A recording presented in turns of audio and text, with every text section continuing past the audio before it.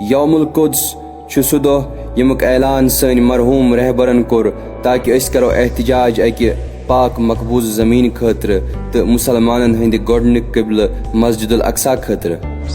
وقتی 1 میلیارد جمعیت فریاد کرد اسرائیل نمیتوند از همون فریادش میترسد. یہ دہ بنیو اخ ذریعہ کھڑا گھن باپت حق خاطر، صداقت خاطر، پزر خاطر تو انسانی شرف خاطر.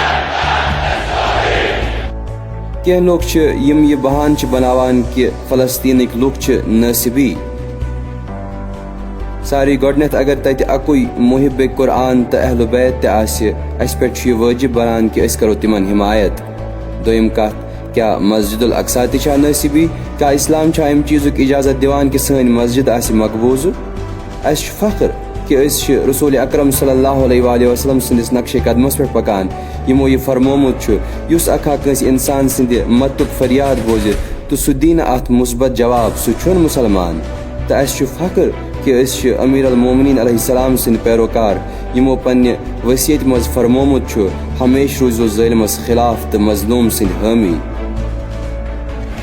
نحن شيعة علي بن أبي طالب في العالم لن نتخلى عن فلسطين ولا عن شعب فلسطين ولا عن مقدسات الأمة في فلسطين. اس ام چیزک فخر تہ کہ اس امام صادق علیہ السلام سن پیرو یمو یہ فرمومت یس سون محب آسنک دعویٰ کران مگر سان دشمن نش پن پان الگ کران سہ اپز زیور. چاہے تم پتم دشمن ٲسِن یا ونکینک امام صاحب الزمان علیہ السلام سن دشمن. اس تہ دعوت دیوان کہ پن آواز کرزو بلند انصاف خاطر یوم القدس پہ پنہ ضمیر بابت اگر تہ امن ست محبت. انشاءاللہ به توفیق الهی تا 25 سال دیگه چیزی به نام رژیم صهیونیستی در منطقه وجود نخواهد داشت به فضل الهی.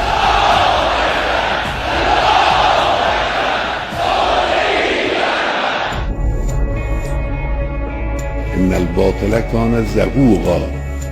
بلا شک باطل مٹن وول.